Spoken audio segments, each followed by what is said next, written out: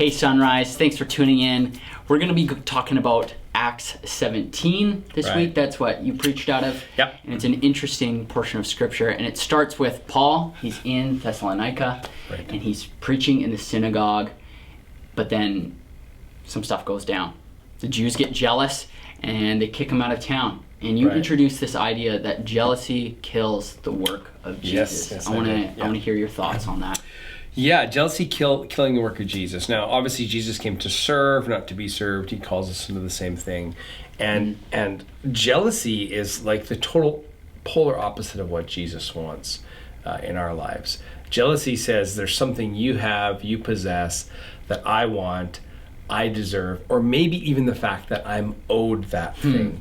And I think there can be an underlying concept in there that actually I'm not only owed it, but God himself owes it to me from whatever reason, for what you've done, for how you serve, for the hard things you've gone through. It's like you feel owed, but you feel as if God owes it to you. And I think the contrast of the gospel, and I mentioned this on Sunday, is that jealousy has this concept, this belief that we should get what we're owed from God.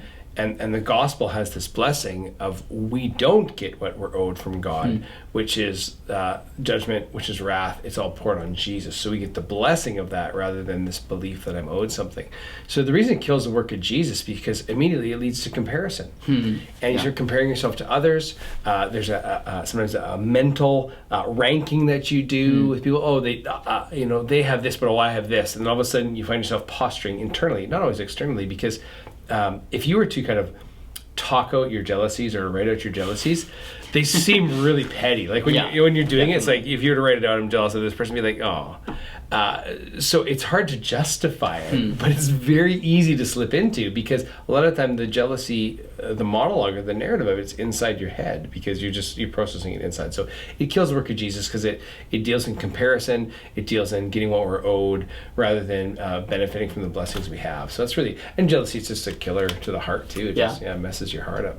Yeah, and you talked about this idea that even in our culture, this narrative of you deserve this or you're worth this has like just been introduced in the last how many years? Advertisement has really focused on that, say, the last maybe 10 or 15 years, that you deserve this, and it plays really into the sinful self. It plays into the sinful man, because it's like, oh yeah, right, yeah, I do deserve this. I've worked hard.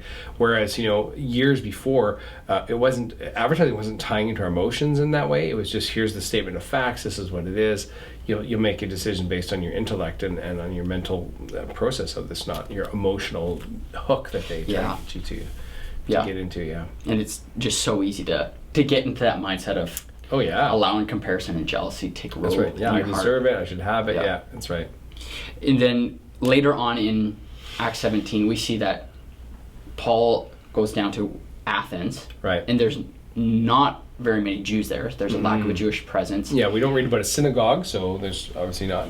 And we see this contrast that Paul usually goes to the synagogue. He uses the Old Testament. He uses the Jewish scriptures to contextualize the gospel and to preach the gospel. But now he's in Athens, and he actually uses the culture of the people there to preach the gospel without even using the Jewish scriptures. And that's a really cool testimony of Paul coming, and he's using culture in order to bring the influence of Christ into that culture. Yeah, definitely. He actually quotes a poet, Epimenides of Crete is who they believe it is. He quotes two poets in that text, quoting the things that they have said.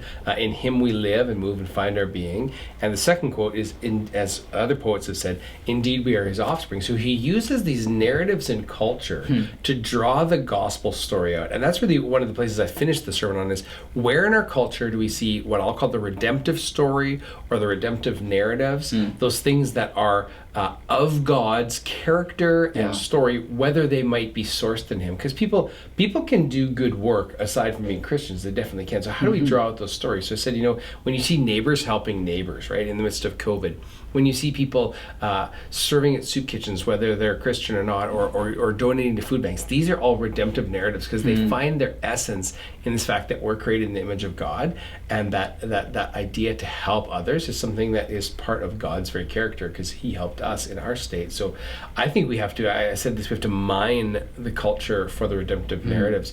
It's, to use like a Christian preaching term or theological term, we have to exegete culture well. We have to understand it, interpret it well, so that we know how to influence culture. Yeah, and you talked about how there's primarily three ways that Christians have usually responded to culture. And the first is to straight up just reject.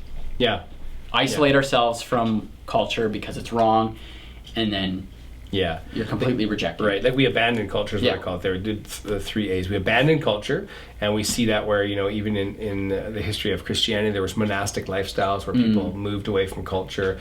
There was the building of new colonies and new Christian communities where people said, well, I'm not going to be in culture. I'm going to remove myself from culture because culture is just so perverse. And it's not, the question is not whether culture is bad or perverse or pagan. That's not the question. It's what's our response. So number one response we see is that the church and Christians have abandoned culture, have set themselves apart. There's whole churches called closed churches that don't even mix with culture. They're not evangelistic because they believe they're kind of the pure church, and they've removed themselves really from culture.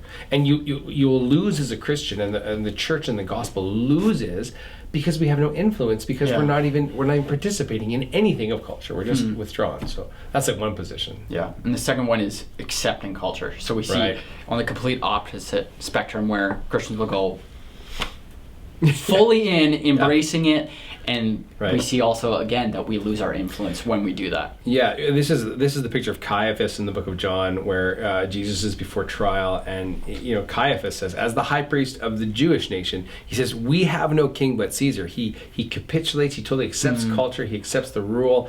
We see that in the Thessalonican Jews, where they start appealing to the laws and customs of Rome in order to reject the gospel as Jews, and they've just started to accept this culture. So we see it also when we make no division between sacred things and secular things, that we just embrace everything for the purpose of trying to be relevant to our community. And one of the things I was talking with Ashley earlier today, it's like if Justin Bieber has a song and it's got some like Christian undertones, we love that Bieber, and then we just accept everything of Bieber, and we're like, oh, he must be, it's all awesome, right? It's just because like one song might have had some Christian virtue of value in it or something like that. We accept everything, and that's, we can't do that with culture, because we lose our influence, because we're no different than culture. And I would say largely now the church's marks are really no different than culture. Maybe we're known for what we stand against, but we're not known for being different and standing out. We're maybe known for the things that we stand against, which would kind of lead us to the third position that we see, and I call it the antagonist of culture. This is like the people who are protesting different things as Christians. This is like the Westboro Baptist people that they're protesting all this stuff, and the problem with that is not that we don't want to have differences. We do have to want to have differences in our opinions, but if the purpose and the main thing is to bring the message of Jesus with the power of the Holy Spirit, we don't want to do things to antagonize culture, to cause them to dismiss us. And that's what happens when you're protesting with signs and stuff like that. You end up losing your influence because people just dismiss you as crazy or nuts or whatever. And it's not helpful at all. Now, there are times where the church really needs to rise up and we need to resist culture. And I would say there's times in church history where we needed to do that. I would say even, Nazi Germany, that was one of those times. Now, we're not in that time now, so we have to be very wise.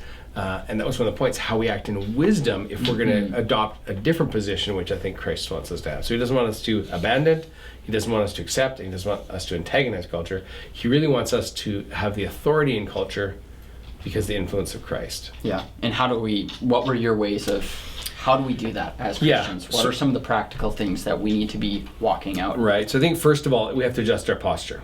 I'm not going to abandon culture, I'm not going to accept it wholeheartedly, and I'm not going to be an antagonist of culture. I'm going to look for how I can be influential. So number one, you need to be wise. It tells us in both Ephesians and Colossians that we are to walk wise, making use of these days because they're evil. Colossians tells us in Colossians 4, I believe it is, we need to walk in wisdom towards outsiders. Number two, we need to pray. Timothy calls us to pray, or Paul in the letter to Timothy calls us to pray for all people, kings and everyone of high places, that people may know the power of the gospel. So we're called to be wise, we're called to pray. And the number 3 thing, and I said this earlier, we have to mine our culture for the redemptive narratives. It sounds like a really eloquent statement. It's not. All it means is we just need to look and dig and look where Jesus is working. Look what he's doing in our neighbors. And when you start with people on those things, when you honor what is God's thing, it starts calling them towards the Father because they have not been recognized or realized that they're doing something that is of God's heart. Yeah.